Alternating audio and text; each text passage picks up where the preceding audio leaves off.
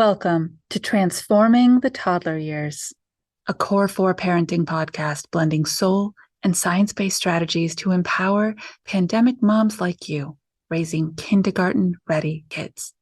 I'm Cara Tyrrell, your host, a lifetime lover of littles, girl mom, early childhood educator, and conscious parenting coach who truly believes that how we connect and collaborate with our kids in the first 5 years is how we raise world-ready kids who will change this world.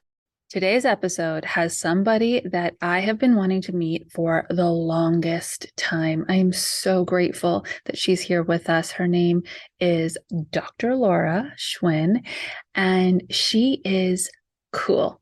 All right, check this. She is a clinical psychologist. I'm already all in. She has 4 kids, a 7-year-old, a 4-year-old, and a 23-year-old and a 21-year-old. So she can really help us look to the future of all ages and stages of parenting. And she really values women, right? The role that we play, our outward strength and determination. So this is going to be a really amazing episode. She talks a lot about being a high achiever, being open-minded and curious, having a holistic health mindset, and attachment style parenting, which is where we live here at Core 4. So I could not be more excited to have this conversation with Dr. Laura and share it with you. But before we dive in, I have a quick question for you. Are you registered for the Transforming Your Triggers workshop? So many amazing conscious mamas already are, and I am thrilled to be your guide to move from knee-jerk reactions to conscious responses. The workshop is coming up. It's Wednesday, the 22nd at 1 p.m. Eastern Standard Time, and we're going to be together face to virtual face. If you can't make it, it's okay. There's a replay. And if a mom emergency pops up, there's a replay. But do this for yourself. Do this for your kids. Let's learn and grow together and help your family thrive. Welcome to Core 4 Parenting's expert event of the month. We're here in our virtual village, and this is a safe space. Our village is a community of like-minded, conscious moms who understand the value of raising world-ready kids are going to change this world. And so that's a big task. So we bring in help. So this evening, we have a really special guest. This is Dr. Laura Schwinn, and she has 2 things about her that are going to amaze you. 1, she's a clinical psychologist. So that in itself is kind of amazing. 2, she has kids that range from school age, like young school age, to adulthood. So she's been through this journey multiple times and has a presence about her that I think you're just really going to enjoy. So Dr. Laura's approach is very similar to ours. We have a soul and science-based strategy system here at Core 4, where we blend the psychology of our human connection to our children with the strategies we're using to get them through their day and help them learn the skills they need. And that often comes out as behaviors, positive and negative. And so, Dr. Laura, I'm going to let you take it away. We're talking tonight about proactive versus reactive parenting. And I cannot wait to hear what you say about it. And then this amazing dialogue that's going to happen with all of us. Thank you. Thank you, Cara. Thank you so much for that introduction. I'm excited to be here. I love this. I definitely get my little soapbox here, right? And kind of talk about all things passionate with a captive audience. So that's, yay, let's get started. So feel free, if there's any questions along the way, I don't know if you do a chat or do you like raise hands, however you want to go. But yeah, my intention is for this to be interactive. So, if what I'm saying isn't palatable or it doesn't make sense, then I've not explained it clearly. So we'll take a step back and we'll kind of rehash and dialogue. Okay. So proactive versus reactive parenting. And what I value as much as this village values is actually the why. So we're actually going to kind of dissect that first before we get into kind of these 5 strategies that we can get to. We'll get to them, but it's kind of like, what's the saying? If you teach somebody or if you feed somebody, they never, help me here, right? They won't know how to feed themselves, right? But if you teach them, the person's never going to go hungry, right? So before we get into those strategies, let's understand why. So I really want to be clear about what the difference is between proactive and reactive strategies. Like what's the difference between proactive and reactive? So proactive, when are we proactive? What does that state of being look like, right? We tend to be more patient, right? We're more attuned. We're calm, right? We usually feel some sort of joy. We're optimistic. We're glad. We're inspired. We're hopeful. All these things, right? And many other things that I'm not even mentioning. But the question that I want to ask you guys is, when do we feel like we're in that state? Before the struggle. Before the struggle. And so what is filled before the struggle? The filled is our needs are met. Our needs are met good enough, meaning ours as the parent, right? Our needs are filled, right? We are proactive when we're even like proactively proactive is when our needs are filled, right? Knowing how to fill our cup. When is it filled? What kind of things fill our cup? That's when we can be more in the state of proactivity, regardless of who we're interacting with. So then, kind of the opposite of that. What kind of state are we in when we are reactive, right? We're often like, hangry, tired, overworked, underappreciated, just out of it. We're out of sync with what we need, what they need, what everyone else needs. We're done, right? And when we're in a reactive state, whether it's with our kids or anybody else, it's because our needs aren't good enoughly met. So I'm going to kind of keep coming back to that because to me, that's a foundation. And we're actually going to go over what are some basic needs? Because if we don't know what they are for ourselves or for another, then it's going to be really hard then I can give you these strategies, but it's kind of being, the empty checklist, right? It's not going to have a whole lot of meaning if we aren't able to kind of dissect and really get into the meat and bones of it. Because that to me is how in the state of being, right? We are either proactive or reactive, period, right? How we engage with the world. So if we, have this desire to be more proactive, then we need to know how to be in that state. Dr. Laura, can I add one thing? Because I'm fascinated by what you said. I expected to hear something and I heard something different, which is so great. And why we have these events we're a community. We need to bounce off each other. So when people ask me what the difference is, maybe this is my teacher background, but I go straight to the cognitive piece. Mm-hmm. I go straight to proactive means that we are stopping, pausing, taking a breath and engaging our cognition so that we can actually create a response. Whereas reactive means there's no thought involved. It's just knee-jerk reaction, super high emotion. And we often say things we don't mean, and we often do things we wish we could take back. So you know what? How I hear it, we are saying the exact same thing and using different language to describe it. I love it. Right? I wholeheartedly agree, right? Reactive comes from this place, though, when we're snappy, right? And it is a knee-jerk reaction. So then my perspective is that it's because our needs aren't met. And so it's the same. We can be thoughtful, engaged, insightful, hold more space, be more patient, be more authentic, creative, explorative, proactive, right? That's how you described it, when our needs are met. I love that layer was added. We took our two pieces and they fit perfectly together. Absolutely. Absolutely. Yeah. So now that we've kind of got that out of the way, okay, but we're going to stick with it, right? But so then, what are some needs? So that means essentially, what are we even talking about, right? Like how do I even be in the state of proactivity if I to making sure that I'm coming from a solid base, right? So we're going to go over some 7 basic needs. And so for those type A folks out there, there's going to be 7. I see you got your pad and paper, right? So if we want to write it down, and I'm taking this from the work of Dr. Marshall Rosenberg. So I don't know if you guys are familiar with him. He's the author of Nonviolent Communication. If you've never read that or done anything with it, check it out. I just can't speak highly enough of it.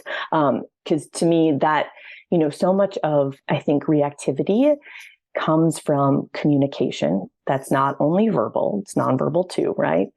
And then we react. And the whole premises of his is like the nonviolent approach, right? It's how do we hear in a different way, but then also how do we speak in a different way? So anyways, I'm taking that from his work. So some basic needs, right? And I'm not here to argue if there's more or less, but here's some basic things that we all need, right? So he talks about having this sense of autonomy. So it's the idea that we get to choose. We get to choose our values, our dreams, and our goals. So that's number one. But as I'm going through these list of needs, again, and once you kind of think about it as that, it's needs that I have, you have, and your kids have. Yes. Because often we'll get into the weeds a little bit, but right, that's where the struggle comes. And often if we can take that moment to pause and reflect, we're better able to, let's say, problem solve if we even kind of know what the problem might be.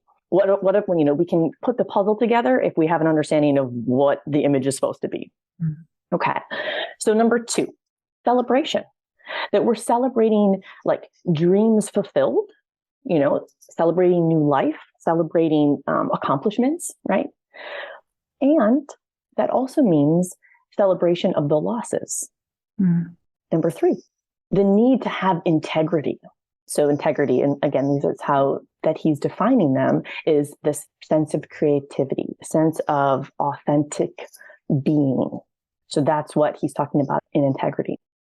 So the number 4 is interdependence, right? But here's how I see it, right? The act of parenting to me is like this ultimate letting go, right? It's these beings that need you physically, emotionally, like energetically. And then the idea is that they go off, right? And it's not that they don't need you, it's just they need you in a less intense way, right? So it's this profound act of letting go, learning how to let go.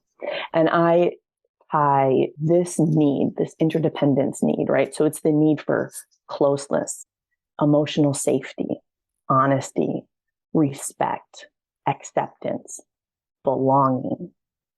Dude, like, right, that's parenting. Oh, hello, right? And at any given age or stage, sort of the leash is shorter and then longer, and then it's like the retractable leash, right? Like sometimes it's like, okay, it's cool. They're out there sniffing, doing their thing, right? And sometimes I gotta bring the leash in, right? So I think to me, this is a really cornerstone need. And this, I think, is the dance and kind of then can create the tension in us as a parent, right? Is like our need to have closeness versus their need to have autonomy. Right. And that's not just when they're older. I had one who was not about physical closeness, and I'm a very cuddly, lovey human being. And that was a huge challenge for me to give her the space and the autonomy and the safety to do what she needed to do to feel good in her own body. And then my next one was a Velcro child. And my husband said, well, you got what you wanted. There you go. But exactly, because at the end, right, that need, that interdependence is also glued together with belonging, right? So it's how do you know what your daughter needs versus what you need, but you both feel like you belong. And we're building their sense of identity. What bigger job in the world is there? Mm-hmm.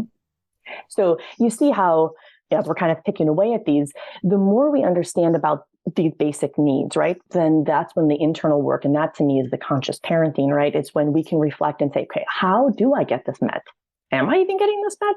Like, which ways do I like this, right? How do I feel filled in these needs, right? Because the better that we are able to know that for ourselves, then we don't expect somebody else to fill it for us. And ultimately, that's what we want to like guide our kids to do, right? Is that they feel that in their body and know how to kind of read that and regulate that and feel that for themselves.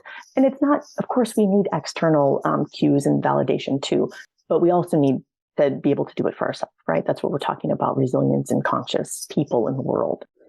I love how it sheds a light on we can't hold other people, not even our own children, accountable or responsible for our needs. And especially in the world we're living in right now, everybody was so traumatized and lived in survival mode for so long. I love seeing that there's a sweeping change of thought around, okay, maybe this parenting thing needs to be approached differently, but we've got to get through what we went through and then make some very conscious different choices. Absolutely. Absolutely. Yes, yes, and yes, and yes, and yes. All right. So number 5, physical nurturance. I think we kind of all kind of get this, right? This is the idea. This is where we're safe. We have a roof over our head. We've got somebody that's going to comfort us. The need for rest and touch, right? So, that we're fed, that we're clothed, those basic needs, right? Because it is a need. 6, play, that we need to have space to have fun and to laugh and to, be silly. And this is another thing that I'm actually really passionate about is for parents of, how often do we play? I don't mean with our kids. I mean, like for ourselves, like what is play for us and how do we engage in that? Not only modeling that for our kids is so important, but dude, it just feels good. It fills us in a way and it's because it's a need. And knowing what that is for you. It's not the same for everybody, right? We look at kids and we say, oh, they learn through play, and their play looks fairly similar to the neighbors, to the neighbors, to the neighbors, because they're kids. But for us, it has to be really uniquely tied to who we are.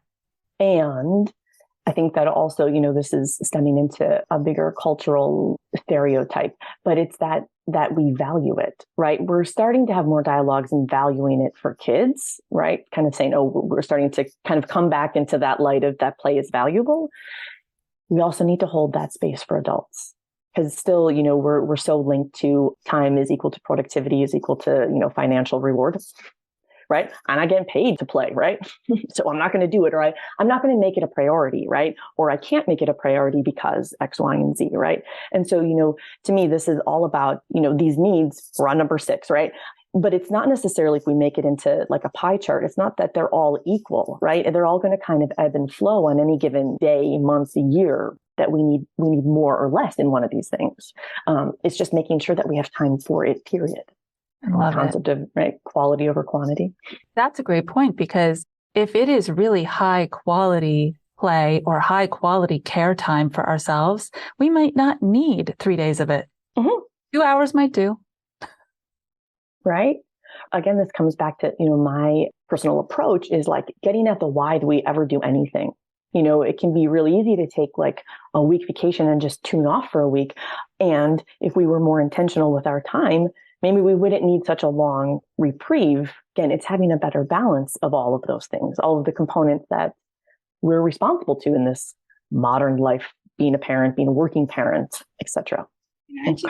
Add also for play, right? Not also feeling guilty about the play, right? Because my son's older, but when your child is younger, I found that I used to feel guilty because it's like, okay, I can't do this with him because I need to do this for me. And sometimes I would feel guilty. Whereas now he's older, I've learned like I could have switched gear, like, mommy just needs this time for her. But at the time, I didn't know how to express that with him. So I think that's so important for parents now, like to allow your child to see like, mommy needs time for her right now. And, and this is what you get to do while I'm doing this. You get to share space and do something that you two enjoy, right? Without having the guilt associated with your play, because it kind of takes away from it if you're feeling guilty that you're doing the play. Yeah, nailed it. Exactly. And I think that also comes back to like societal norms and expectation, again, that we should be productive. Or if you're like homeschooling or alternative schooling, right? Or like, screen time or not screen time, but it's like, then it gets stuck in this trap of like, oh my God, they're just playing too much. And then you're like, okay, but dang it, I need a break. I need to go. So I just need you to do you for a little bit, right? And that's exactly coming back to understanding these needs. I mean, Lana, you said it perfectly, right? It's that articulating that. And we shouldn't feel guilty about saying, I need something. Right. The more comfortable, I think that's such a beautiful modeling that we can give our kids, and that you just said you did, because it also then kind of breaks them free of the guilt that they might feel, right? Like the imposed guilt that we got that we're all working on. But when we model that there is space and that you can ask for what you need, I mean, that takes away the already just being able to ask for it, at least lessens part of it that it's a guilty indulge, right? My kids are also older, and I can't tell you the number of times that I've said, when they're older, I will fill in the blank. When they are older, I'll go back and get back on stage and do a musical, or I will take my scrapbooking back up. And all that time lost because I felt like I had to wait until they didn't need me anymore. And gosh, and now I say those things out loud, like specifically the one about getting back on stage. And I get the teenage, ooh, really? Are you kidding? Why would you do that? I'm like, because it's for me, not you. Absolutely. Yeah. I think it's also interesting, and this is a little sidebar, but it's like interesting of our perception of what needs are, because I think this is a common thing. When our kids are younger, we say that they need us more. And okay, so physically, yes, they do need us because they're not self-sufficient or independent in that way. But I don't know that they need us any less. They just need us differently. All right. And that can be also way more emotionally taxing than some of the physical demands that come from being the younger kiddos. Right. So, it's kind of shifting that mindset too. Because I think when we shift that mindset, then we're able to expand and really look at what our needs are and then hold space for that. So then we can still have our needs and support their changing needs while they're developing. Right. All right. So number 7.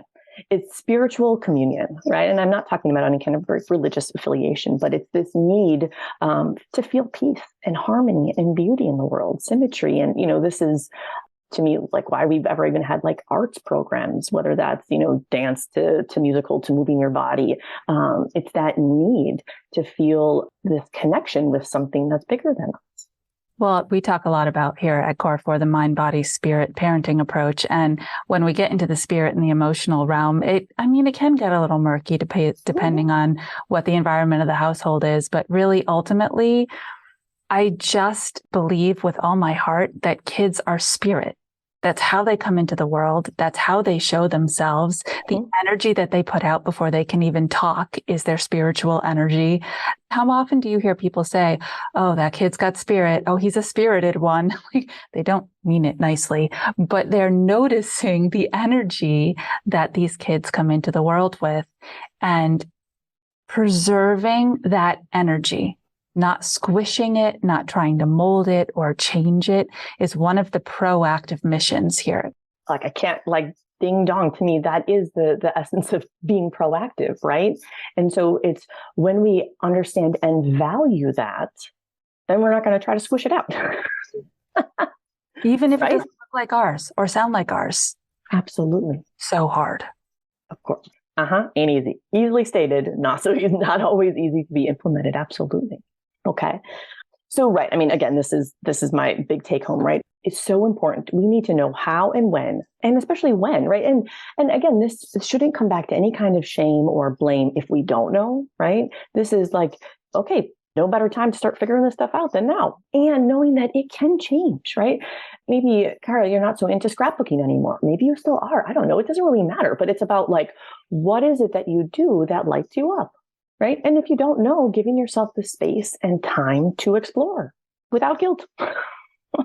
Coincidentally, right before this call, I had a really rough day. And so I was actually looking forward to this call and my call with my therapist. And so she was running late. And I'm like, oh my gosh, thinking she would have to cancel. So we end up staying on a call much later, but it just filled me.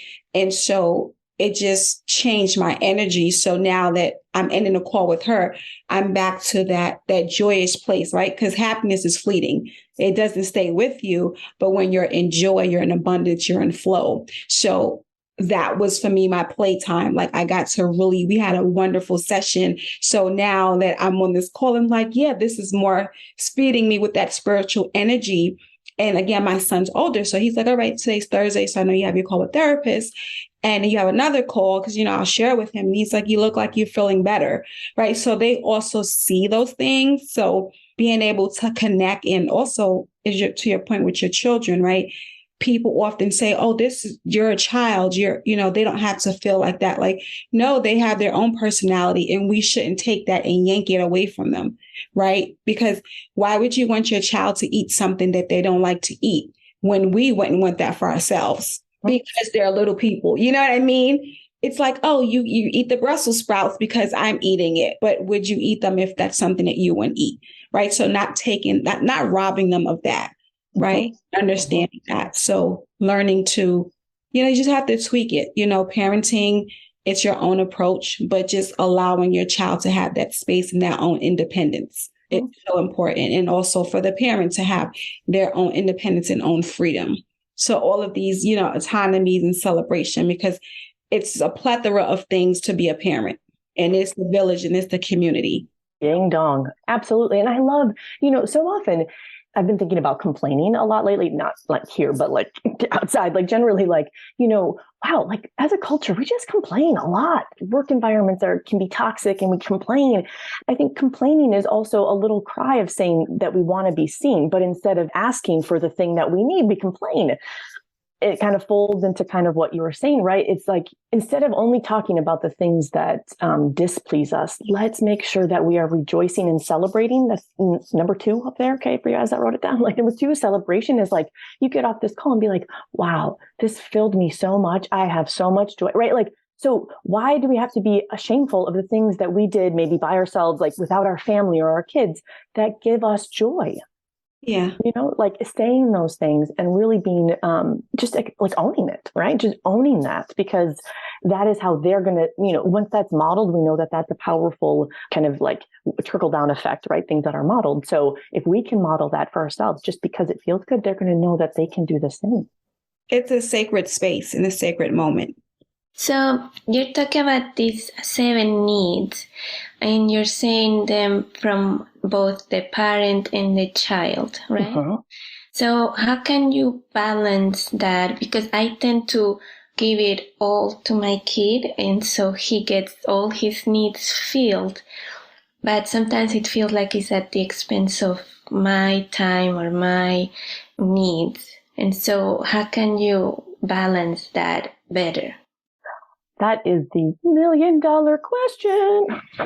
I think that's a beautiful segue into like these 5 points that I have, right? Because it's going to look a little different for everybody, right? And it is about, it's giving, but we can't give to the part where we're a martyr. And then we got nothing left to give, not even to ourselves, right? And so it has to be at a balance, right? And given any like either physical or emotional needs that your kiddos have, either early or old or whatever, that might look different. The point is, we can't forget about us. So even if we fill our kiddos' needs first, cool. Like if that's how you want to roll, awesome. You can't forget about you. And I know that's way easier said than done. I get it. Trust me, I get it. But let me go through these kind of 5 actionable things that at least kind of puts us in the frame, right? And I kind of want to go through this. And again, this is something you guys can write down to take away. But it's when we get triggered, essentially. Like that's when we're going to employ these, right? Because at the moment that we're, when we're feeling in the flow and our needs are met, then we don't really need to necessarily think about these things. Although if we give our space, like maybe at the end of the day or early in the morning as like a reflection or in any kind of like meditation, or if we do some journaling, it's better to reflect when we're not stressed out. Because like when we're stressed out, that's the absolute worst time to like problem solve, right? Just our brain is offline. That's when we're reactive. We're not in that space. So the best time to, kind of reconnect with ourselves and kind of like think about what went well is when we're not in a state of already feeling triggered and tension within. Laura, Okay. before you start, do you mind if I add one thing for Johanna? We've had a lot of conversations about who your child is, right? That matters a lot. So knowing what he's capable of doing on his own is really important. So if you're able to say, I know that you love reading, and I know that you can sit and read books for 15 minutes. I'm going to set a timer, and these 15 minutes are for me to do what I need to do. I'll check back in with you when the timer goes off. Does that help? Yeah, I end up doing the share thing where he's reading and then I get my own book and read my own book. So it gives us both time to, do our own thing. But sometimes he puts all his books on top of me. It's like, hey, I was reading my thing. Yeah. But yeah, thank you. You're welcome. Yeah. And I would love to just even add another little nugget on that, like the tangibility of that action, like do it when you know he's already, like most of his needs are filled, right? Because if you do it at a time where you're like reaching your limit, but you know that he's not like really in a great space, it's probably not going to be very successful, right? Because he still needs you too much. And it's often, as parents, we kind of don't think about it. Like when things are good, things are good. Great. I want to hang out with you when you're having a good time. I want to be around you. Let's have fun. But that's actually the time that we can step away and take a break. So these 5 things. So first, it's first 4, and then it comes back to a 5, but is actually the acronym HALT. Have you guys ever talked about this? Mm-hmm. Okay. HALT. So H, hungry. So when you are feeling triggered or kind of knowing something's kind of like spiraling or they're kind of like out of control, or even for yourself. So this goes for either both you or for them. Hungry, check in. When was the last time you ate? When was the last time they ate? Are they hungry? I mean, even if it's, they just ate an hour ago, just checking like, are you hungry? You want a snack? Maybe I need a snack. Am I thirsty, right? It's that basic need, right? It comes back to the number 5, the physical nurturance. 2, or the A, it's angry. Is anyone angry? Are you angry? Are they angry? And again, the problem solving doesn't happen when you're in a heated state, right? Our nervous system isn't going to allow us to do that, okay? Because we're going to want to defend or shut down, one of the two, okay? So it's not about figuring out that, but just being aware. Is anybody angry? Am I angry, right? Because the first 1 through 3 needs, right? Autonomy, celebration, and integrity. It all has to do with being able to express ourselves. So let's say we've put a limit on our kid, and that's when they give us the pushback, right? Man, I don't want to do that, right? If we can understand that maybe, they're mourning their loss, that they didn't get to choose that. That's the boundary I'm imposing. It doesn't mean that we change those, right? Whatever that aligns with our family and family values. It does mean that we can maybe hold more patience and reverence for them to be angry about it. It is okay to be angry. It's okay to feel what you're feeling. We need to know how to be angry, right? Because as a culture, what do? We repress it, especially as females. You can't be angry. She's crazy. She's on her period, whatever, right? You go all out the window about if you ever get angry. No, we need to be able to be angry, to know how to healthily express our anger. And we need to give our kiddos the space to do that too. So the third one, L, lonely. Is anyone feeling lonely? And that might be you, right? And so kind of, Cara, back to you, like that you're touchy-feely, right? So maybe you're feeling like, I really need to be close, not necessarily with the kid that's kind of triggering you, but like realizing, oh man, like I haven't really been close to my partner, or like I haven't gotten enough touch, right? And now I'm kind of seeking to pull you into my closeness. And now we're in this battle, right? But it's close. So you see how like we can get our needs met in really unhealthy ways. Or are they lonely, right? So kind of going with number 4, that interdependence, that retractable leash, right? How far, how close, where are we? How tethered, how connected, how attuned are we, right? And that spiritual communion, right? Like that need for peace and harmony, even though it's kind of coming out as a sideways like tension, but there is still a need for there to be peace and harmony. And the last one is T, tired. And this goes back to that physical nurturance, right? Is anybody tired? Past your bedtime, miss your nap, including you. You didn't sleep well. When we are tired, again, our body is resilient. We all know that. When we push it, way much past, or most of us do, speak only for myself, than what it's telling us that we should have stopped, right? So halt, hungry, angry, lonely, and tired. And then the last one, which might end up being a little bit more of a dialogue for us, okay?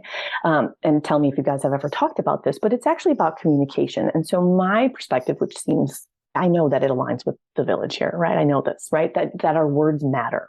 How we communicate matters, right? Not only, and I am actually specifically talking about our expressive, so our language, but we all know that body language and nonverbal communication also goes a long way. So it's actually that our communication is 80% declarative and about 20% imperative. Now, you don't got to like Google up those terms. Here's just the lowdown of what this is, right? So declarative is actually just making statements and really trying to keep your subjectivity out of it, right? Or you can add it, but only speak for you. Like, I feel really hot and tired. Like, I know that I'm feeling kind of cranky because I missed lunch. That's a declarative statement, right?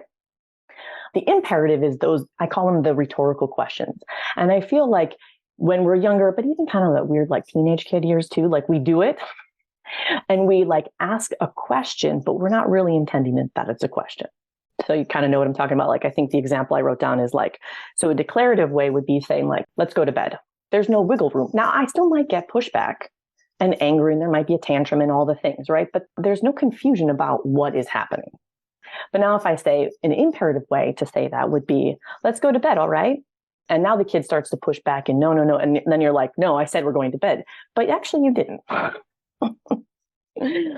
And what is that? The autonomy, right? That I have my integrity, that I have my own voice. So when you ask it as a question, when you don't really mean it to be in question, you're now starting to struggle with our core needs, right? Because now the kid thinks, oh, there's maybe some wiggle room here. Like, I don't want to go to sleep. And then you're like, no, but I said you are, right? And it's like we kind of got into an unnecessary battle because it wasn't ever negotiable. But I find even myself, I have to call myself back in kind of preparing for this talk. I've been much more mindful about that in the last actually few weeks. And what I've noticed with now I'm talking about younger kiddos, when I'm much more declarative, it's not that I have less tantrums or meltdowns, because it's not about avoiding those things. It's not about avoiding them. It's about knowing how to navigate them when they come up and what's the learning that we take away or that we pass down to our kiddos, right? But what I've noticed is that they are much more able to tell me what it is that's kind of going on in their head. Now, I might say, oh, they're telling you what they need. They're not putting all that together yet, right? They're 4 and 7. But they're able to actually articulate so much more or ask me a question, right? When I just kind of make a statement like, oh, I'm going to get dinner started. And then they might go, oh, what are you making? Can I help? So you see, when I just start making statements, it also gives kind of the flow, they can join, but it's not required. Do you guys ever hear kind of declarative or imperative language like that before? I actually just taught how long was it? 6 hour workshop on it last week. Did I do an okay job of doing the very nuts and bolts of it? Absolutely. I love it. And what I love most is hearing that this is something that somebody who does such important work like you values, that other parents don't have to go sit at a conference and listen. They don't have to go take these parenting classes online, that when you are working with them, you're also giving them these really concrete tools. That's awesome.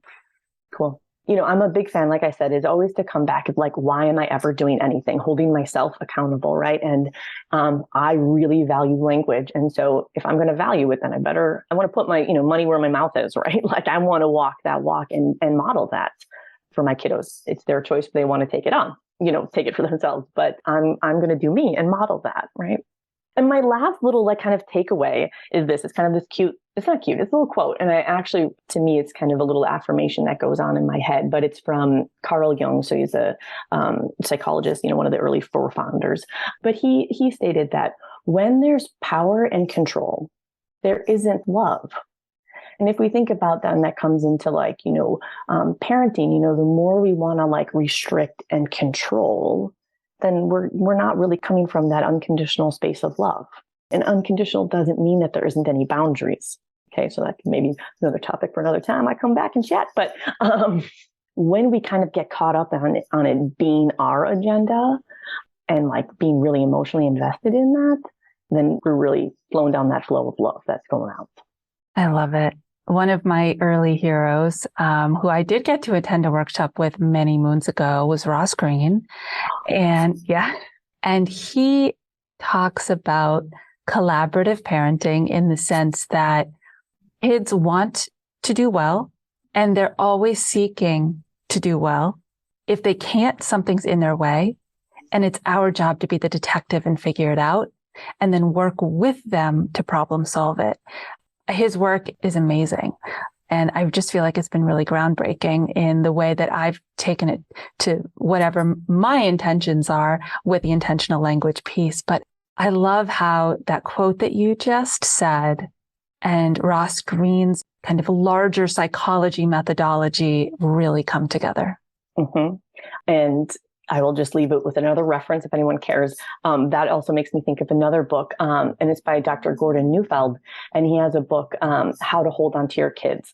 Brilliant, brilliant, brilliant work. But it's talking exactly the same thing that you're talking about with Ross Greenberg. And it's talking about, right, how do we attune?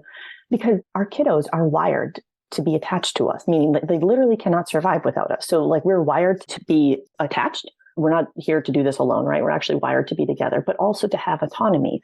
And the autonomy piece will always take a back seat to however the caregiver's attunement, our attachment needs are, right?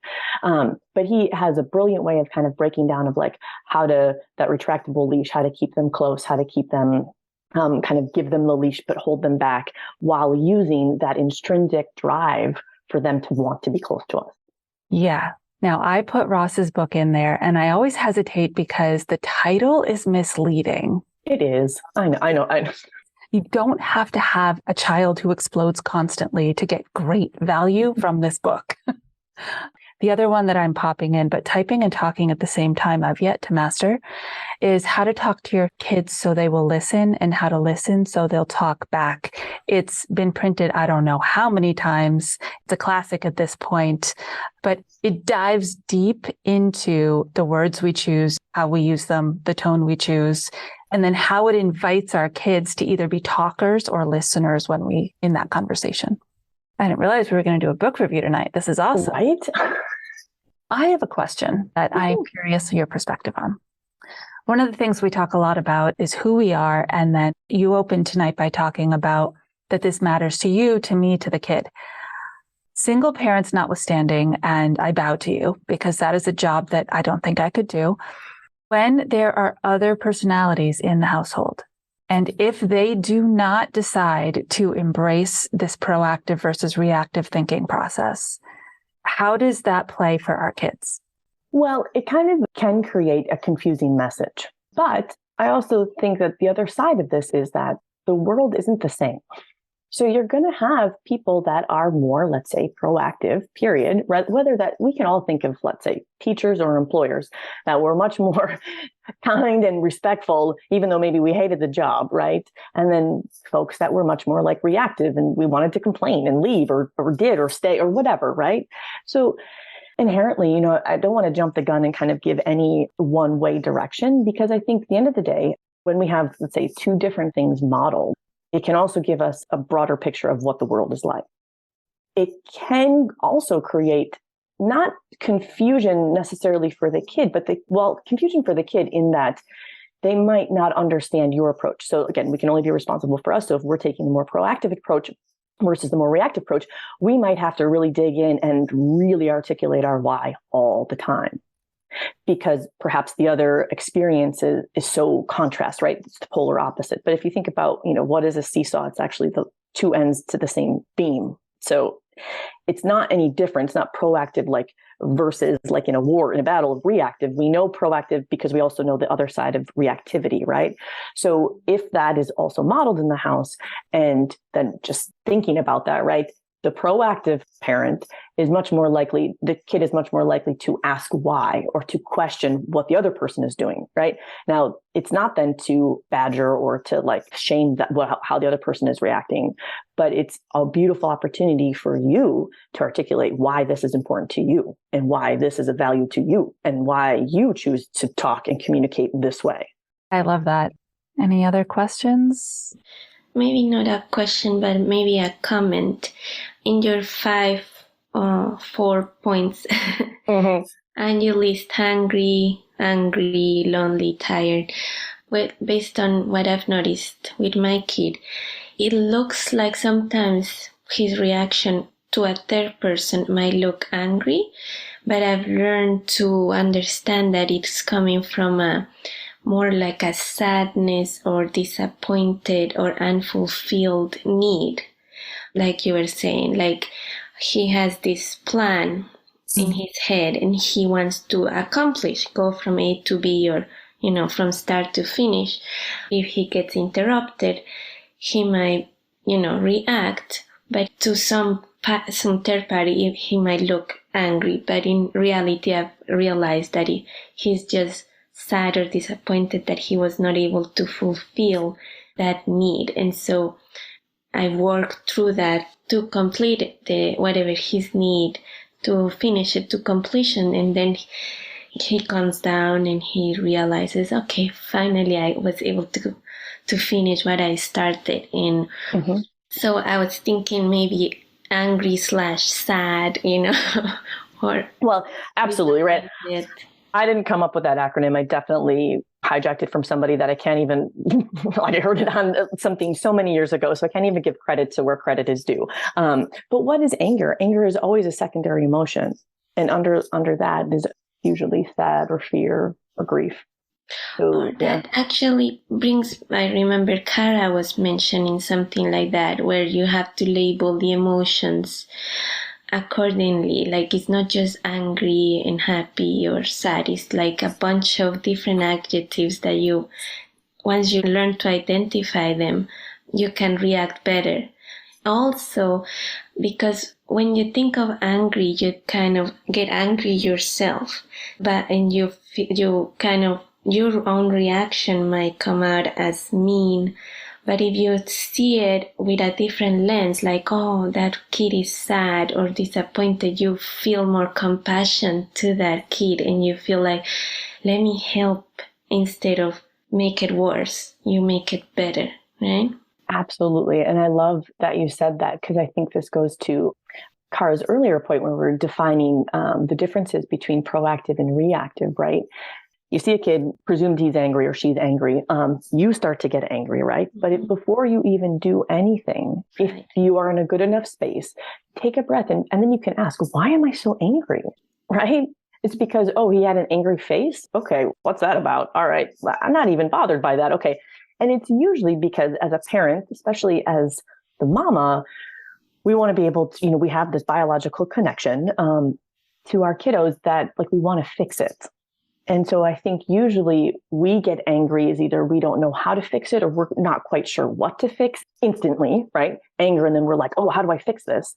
When in reality, we can't rob our kiddos of their own frustrations. So when we're able to pause, like you said about, that's the opposite of non-reactive, and just question, like, why am I angry? So don't try to figure out what he's angry first. Like, why am I angry? Oh, because I really want to help you. Then I can even come across that way and say, right, because that's also part of the feminine energy, is when we can invite another person to soften, regardless if they're boy or girl, but the anger is to soften.